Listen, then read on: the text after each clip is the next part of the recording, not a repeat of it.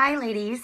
I'm closing out the day today and just wanted to hop on and share some thoughts with you because I happened to be on the phone a lot today with a lot of different moms of older children, typically teens, anywhere from 13, typically about 16, 17, two of which were about to head off to college in the next year and a half. And I'm just hearing the same things over and over. And I know that a lot of people in this group have mostly younger children, but this is relevant regardless of the age of your kids. So I just want to say, if you are ever, and this would be for the older child, we'll talk about signs in younger children.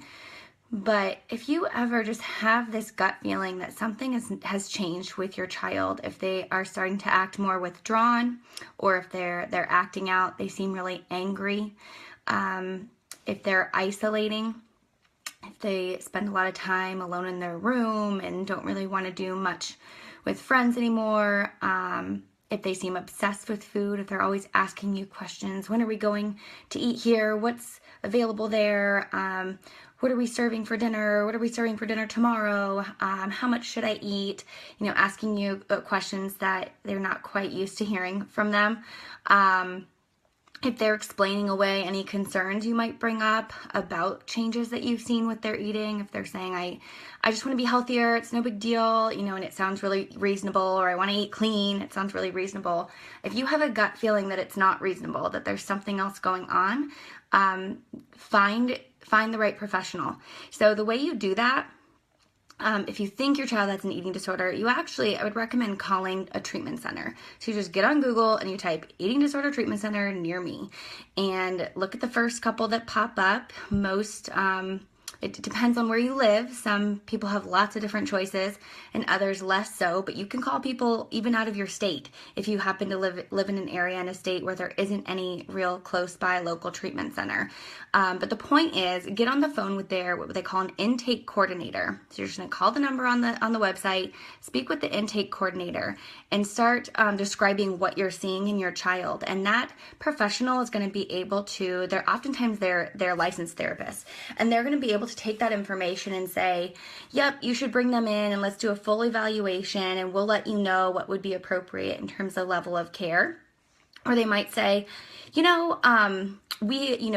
don't think she or he sounds appropriate for a treatment center level, but we do have referrals that we can provide to you for people who specialize. So it's incredibly important that you get in touch with people who actually understand eating disorders. If you call a therapist who's just a general specialist on your insurance list, or a dietitian who lists 1,000 things, and they do eating disorders too, that may not mean that they're not specialists, but you just want to make sure that this is really something that they spend most of their time doing, is working in eating disorders, because otherwise you just might get the wrong information. Just like if someone called me for, kidney disease, I'm not going to give them very much information because I don't want to give them the wrong information.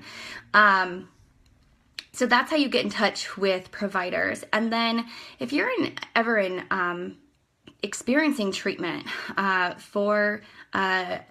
with your child does have an eating disorder, and the providers give a recommendation for a higher level of care. When I say higher level of care, I mean, it could be hospital level, it could be residential where they live there, it could be what we call partial hospitalization, which means they spend, maybe the majority of their day, Monday through Friday, or Saturday through Saturday, or intensive outpatient, which is usually a few hours, maybe about 4 hours, sometimes up to 6 hours a day, several times a week.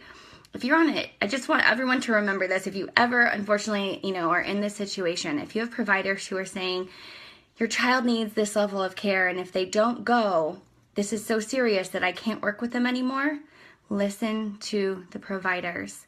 I just spoke with this, lovely, well-meaning, loving mother who has every intention of protecting her daughter, and she called because she's working with someone else who gave her a certain recommendation, and that was the conversation that we had, is that, you know, there's a reason for that recommendation, and, you know, your daughter needs that kind of help, and if she goes off to college and she hasn't had this kind of help, she's going to just come back home sicker. You know, we wouldn't send a child off to college who maybe was just diagnosed with any other type of disease, and they needed treatment, and they needed to be local for that treatment, or they needed support for that treatment. We need to think about eating disorders in the same way. So I just wanted to share that information, and you know, make sure that everyone knows I'm a resource for that. If you ever have concerns about your child or yourself, or someone in your family, or a loved one, or a friend, that I'm here to answer questions about that and help you get in touch with the right people who are going to be able to give you the right information to support you best. Okay, so with that, have an awesome Thursday night and weekend, because I'm going to be traveling this weekend. We're going to New Mexico for my husband's grandma's 90th birthday, so that'll be a good time. And yeah, I hope everyone else has a good weekend with the holiday season. All right, bye.